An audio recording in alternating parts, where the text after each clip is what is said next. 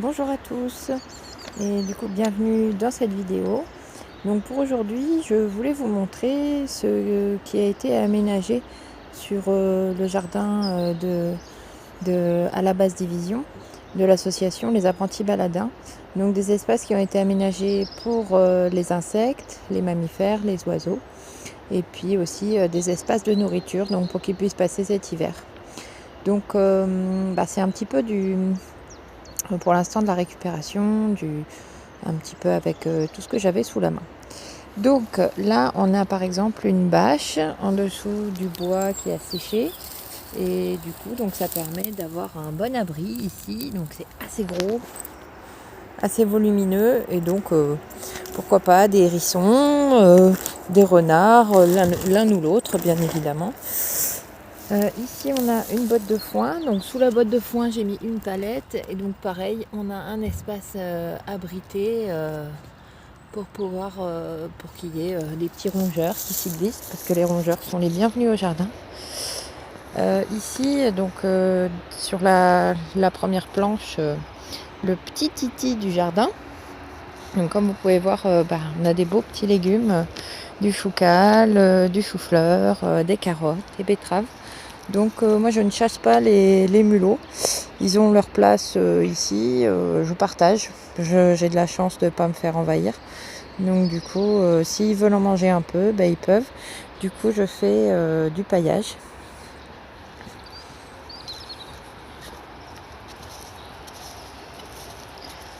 Ensuite de ce côté-là, donc on a des petits fruits, donc ce sont des framboisiers. Donc pareil, au sol des framboisiers, j'ai mis du paillage au pied de tous les framboisiers, comme ça ils peuvent les insectes peuvent se cacher, se nourrir, se développer pour les oiseaux, sachant que les hirondelles peut-être cette année ne partiront pas selon les températures, donc il faut savoir que les hirondelles elles se nourrissent à peu près 90% de leur alimentation c'est des insectes, donc voilà, si ça peut les aider. Du bâchage, du paillage. Et ici de ce côté là j'ai étalé du bois au sol, donc moi ça me permet de protéger toute une zone où j'avais de la végétation et que j'ai couché au sol, et donc ça me permet de la couvrir, et comme ça permet d'avoir des insectes des insectes et des champignons qui ont plus tendance à se développer sur tout ce qui est ligneux. Donc voilà, de ce côté là, sous mon passage au jardin, pareil, ils peuvent se planquer sous le bois. De ce côté ici, j'ai laissé toute une zone de végétation. Donc il y en a une partie que je vais recouvrir avec de la bâche. Et il y en a une autre partie que je vais laisser. Donc toute la partie où vous voyez là les capucines géantes. Donc ce sont ces feuilles-là. Elles sont magnifiques et énormes. Ça c'est trop beau. Et les oiseaux ils peuvent venir boire dedans. J'adore. Et du coup toute cette zone-là, je vais la laisser fleurie. Là j'ai planté des épinards, des salades et des navets. C'était une expérience parce qu'on voit qu'il n'y a plus rien. Ils ont tout mangé. Bah ouais, c'est les petites, certainement les limaces qui ce coup-ci avaient faim. Et en fait, les limaces, elles se nourrissent des salades, des navets, de ces feuilles-là pour pouvoir digérer et décomposer le reste de la matière qui est dans le sol. C'est-à-dire que si elles n'avaient pas, donc je sais plus ce qu'il y a en fait dans la feuille de la salade, si elles n'avaient pas ça pour pouvoir créer une enzyme ou quelque chose dans sa salive, elle ne pourrait pas décomposer, manger toutes les autres matières qui sont dans le sol. Donc souvent quand je fais de la salade, bon là c'est que j'ai pas eu une grande réussite de salade, donc j'en avais mis que 7 et puis du coup elles ont tout mangé. Mais quand je fais des salades par exemple, j'essaye d'en faire je sais pas, une centaine pour pouvoir en récolter la moitié pour moi. Et l'autre moitié c'est pour elles, voilà, parce que j'ai besoin d'elles au jardin.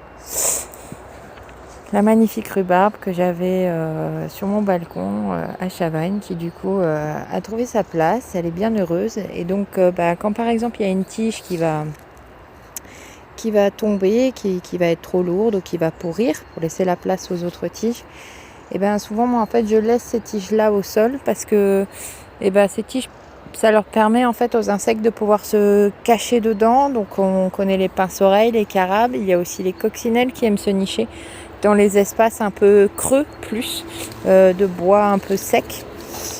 Donc par exemple ici, donc ça c'est plus pour les mammifères que j'ai fabriqué ça, mais du coup elles aiment ce type de bois là un peu sec. Donc ici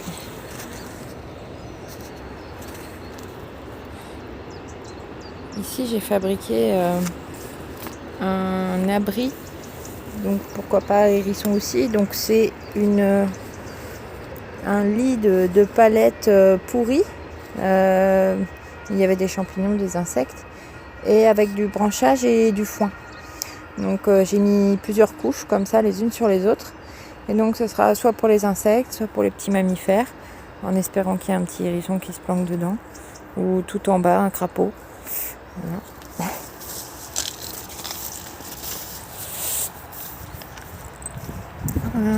Après, bien dans la petite serre.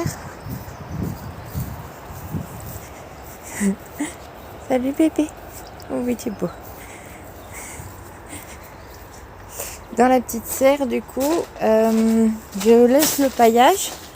Donc là, pour le moment, je vais laisser comme ça.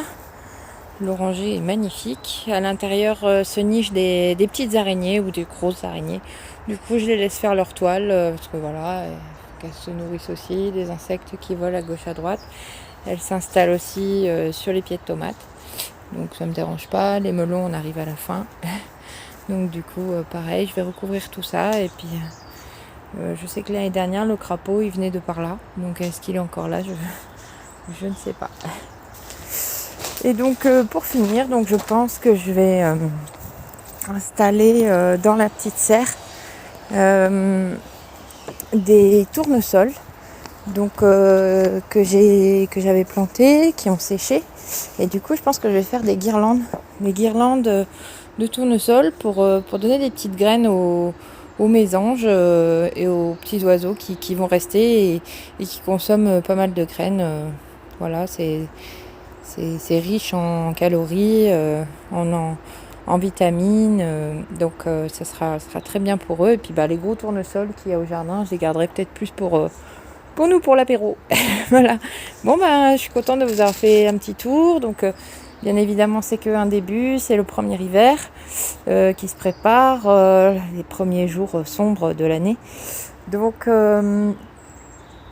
peut-être que en fait j'envisage au printemps de refaire un crowdfunding et je vous mets un petit peu sur la voie, mais j'envisage donc de faire un petit atelier pour sensibiliser un peu plus, aller un peu plus loin sur la nourriture et les abris de nos amis, de la faune et de la flore. Voilà. Donc je vous souhaite une bonne continuation à tous. Et puis je vous remercie d'avoir regardé cette vidéo. Salut.